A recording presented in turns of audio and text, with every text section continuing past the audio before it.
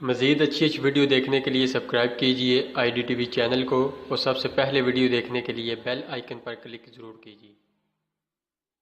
اعوذ باللہ من الشیطان الرجیم، بسم اللہ الرحمن الرحیم۔ ناظرین، آپ دیکھ رہے ہیں IDTV اور میرا آج کا موضوع ہے قربانی۔ ابن ماجہ شریف کی حدیث پاک ہے، حضرت زید بن ارقم رضی اللہ تعالی عنہ نے فرمایا کہ حضور علیہ السلام کے صحابہ نے عرض کیا کہ یا رسول اللہ صلی اللہ علیہ وسلم، یہ قربانیاں کیا ہیں؟ تو آپ صلی اللہ تعالی علیہ وسلم نے فرمایا کہ یہ تمہارے باپ حضرت ابراہیم علیہ السلام کی سنت ہے۔ تو صحابہ نے عرض کیا یا رسول اللہ صلی اللہ علیہ وسلم، کیا اس سے ہم کو ثواب ملے گا؟ تو نبی پاک صاحب الولاق صلی اللہ علیہ وسلم نے فرمایا ہر بال کے بدلے ایک نیکی ہے۔ پھر عرض کیا اور اون؟ تو یا رسول اللہ صلی اللہ علیہ وسلم، تو آپ صلی اللہ علیہ وسلم نے فرمایا کہ اون کے ہر بال میں بھی ایک نیکی ملے گی۔ اسی طرح ترمذی اور ابن ماجہ شریف کی حدیث پاک ہے، حضرت عائشہ رضی اللہ تعالی عنہا نے کہا کہ رسول اللہ صلی اللہ علیہ وسلم نے فرمایا کہ قربانی کے ایام میں ابن آدم کا کوئی عمل خدا تعالیٰ کے نزدیک خون بہانے یعنی قربانی کرنے سے زیادہ پیارا نہیں، اور وہ جانور قیامت کے دن اپنے سینگوں، بالوں، کھروں کے ساتھ آئے گا، اور قربانی کا خون زمین پر گرنے سے قبل خدا تعالیٰ کے نزدیک مقام قبول میں پہنچ جاتا ہے۔ اسی طرح ابو داود شریف کے حدیث پاک میں حضرت حنش رضی اللہ تعالی عنہ نے کہا کہ میں نے حضرت علی رضی اللہ تعالی عنہ کو 2 دمبے ذبح کرتے ہوئے دیکھا۔ میں نے پوچھا یہ کیا ہے؟ انہوں نے فرمایا کہ حضور صلی اللہ علیہ وسلم نے مجھے وصیت فرمائی ہے کہ میں حضور صلی اللہ علیہ وسلم کی جانب سے قربانی کیا کروں، تو میں دوسرا دمبا حضور صلی اللہ علیہ وسلم کی جانب سے قربانی کر رہا ہوں۔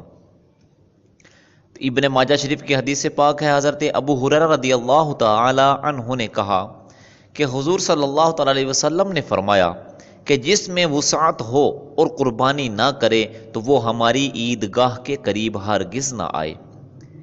مسلم شریف کی حدیث پاک ہے، حضرت ام سلمہ رضی اللہ تعالی عنہا سے روایت ہے کہ نبی کریم صلی اللہ تعالی علیہ وسلم نے فرمایا کہ جب تم بقر عید کا چاند دیکھو اور تم میں سے کوئی قربانی کرنا چاہے تو اس کو چاہیے کہ بال منڈانے، تراشنے اور ناخن کٹوانے سے رکا رہے۔ اب مسائل سماعت فرما لیں قربانی کے بارے میں۔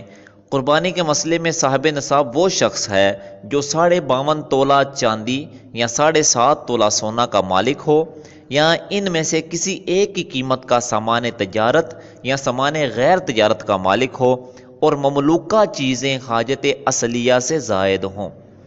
جو مالک نصاب اپنے نام سے ایک بار قربانی کر چکا ہے اور دوسرے سال بھی وہ صاحب نصاب ہے تو پھر اس پر اپنے نام سے قربانی واجب ہے، اور یہی حکم ہر سال کا ہے۔ حدیث پاک میں آیا ہے ان علی کل اہل بیت فی کل عام اضحیات۔ اور تیسرا مسئلہ، اگر کوئی صاحب نصاب اپنی طرف سے قربانی کرنے کی بجائے دوسرے کی طرف سے کر دے اور اپنے نام سے نہ کرے تو سخت گناہ گار ہوگا، لہٰذا اگر دوسرے کی طرف سے بھی کرنا چاہتا ہے تو اس کے لیے ایک دوسری قربانی کا انتظام کرے۔ اور چوتھا مسئلہ، بعض لوگوں کا جو یہ خیال ہے کہ اپنی طرف سے زندگی میں صرف ایک بار قربانی واجب ہے، یہ خیال شرعاً غلط اور بے بنیاد ہے، اس لیے کہ مالک نصاب پر ہر سال اپنے نام سے قربانی واجب ہے۔ اور 5واں مسئلہ، قربانی کا چمڑا یا گوشت یا اس میں سے کوئی چیز قصاب یا ذبح کرنے والے کو اجرت میں دینا جائز نہیں۔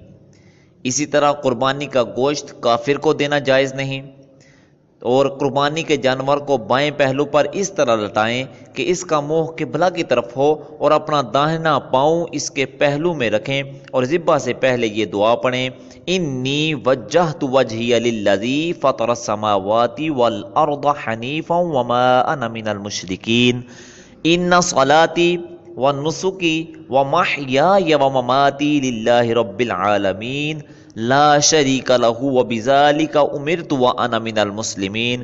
اس کے بعد اللہم منک ولک بسم اللہ اللہ اکبر پڑھتے ہوئے تیز چھری سے ذبح کرے۔